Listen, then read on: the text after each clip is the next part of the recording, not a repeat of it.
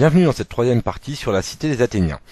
Donc comme on peut le voir avec ces deux documents d'introduction, nous allons parler de la guerre et des Athéniens. Donc à gauche un hoplite en uniforme de combat avec toutes ses armes, et à droite une sculpture d'une trière. Donc on va parler dans ce grand 3 des citoyens soldats d'Athènes, et on va se demander quel est le rôle des citoyens dans l'armée. Donc en petit 1, une armée de citoyens. Donc voici le détail d'une coupe du 5e siècle avant Jésus-Christ qui nous montre plusieurs hoplites athéniens. Donc avec quelles armes l'hoplite attaque-t-il? Alors on voit ici comme arme d'attaque, donc tout d'abord une épée à double tranchant qui ne sert qu'une fois l'assaut donné contre l'armée adverse, une grande lance qui est pointée vers l'avant quand l'armée d'hoplite avance. Il y a également donc un bouclier qui sert à la fois à l'attaque et à la défense, parce que quand la phalange d'hoplite avance vers l'adversaire, au moment du choc, le bouclier sert à bousculer et à pousser les adversaires autant qu'à protéger l'hoplite et son voisin. Donc il y a aussi un casque en bronze qu'on peut voir ici, des jambières, donc mis sur le tibia, et une cuirasse en bronze. L'ensemble de cet équipement est payé par l'hoplite lui-même, ce qui fait qu'ils étaient plus ou moins bien équipés et que très souvent les soldats se repassaient de père en fils leur armement.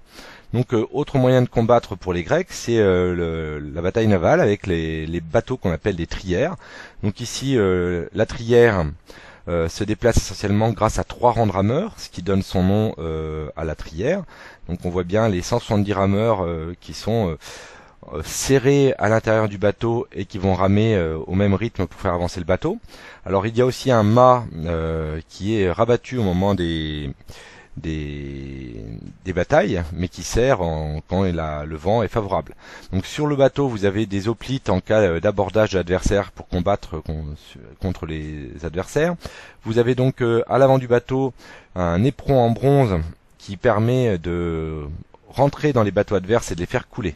Donc on voit que le moyen de gouverner le navire à l'époque est assez sommaire, avec 2 rames ici présentes.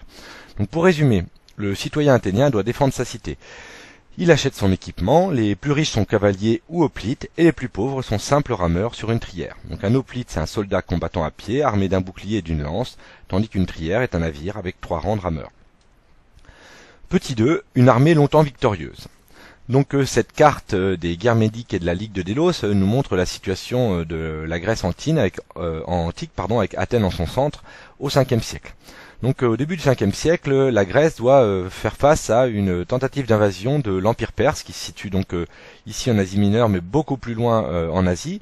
Grand empire qui s'en prend aux cités grecques proches de la mer Égée et qui en 490, l'empereur Xerxès tente l'invasion de toute la Grèce.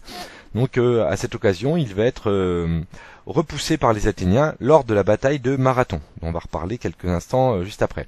En 480, son fils Darius tente à son tour une invasion de la Grèce. Cette invasion va permettre d'envahir tout le territoire grec, notamment de prendre la cité d'Athènes et de la détruire. Et le combat décisif va se situer dans le détroit de Salamine, entre les trières athéniennes et les navires perses. Mais nous en reparlons juste après.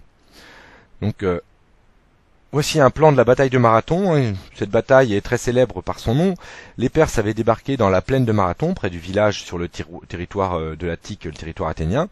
Les hoplites athéniens, très inférieurs en nombre, se regroupent face aux Perses et ils vont faire un assaut en rang contre ces Perses, et ils vont remporter la victoire. Nous n'allons pas rentrer dans les détails, et repousser les Perses à la mer.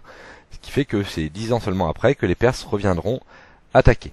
Donc la bataille de Salamine que nous avons étudiée à l'aide d'un extrait d'un documentaire d'Arte en cours. Donc cette bataille de Salamine, on va essayer de la résumer en précisant que pour raconter une bataille, il faut situer le lieu et la date de la bataille, préciser les 2 camps qui s'opposent, raconter comment se déroule la bataille, qui est le vainqueur et quelles en sont les conséquences. Alors, voici les documents utilisés dans le livre pour voir comment se passe la bataille. On voit ici sur le plan l'arrivée de la flotte perse vers le détroit de Salamine où les Grecs s'étaient arrêtés, ce qui va permettre aux Grecs d'ailleurs de repousser ces Perses. Donc est une reconstitution d'une trière qui rentre dans un navire perse. Donc pour résumer cette bataille, le lieu et la date. Donc la bataille de Salamine a lieu en 480 avant Jésus-Christ dans le détroit de Salamine près d'Athènes. Les deux camps qui s'opposent, c'est d'un côté les Perses dirigés par l'empereur Darius et d'autre côté les Athéniens dirigés par le stratège Thémistocle.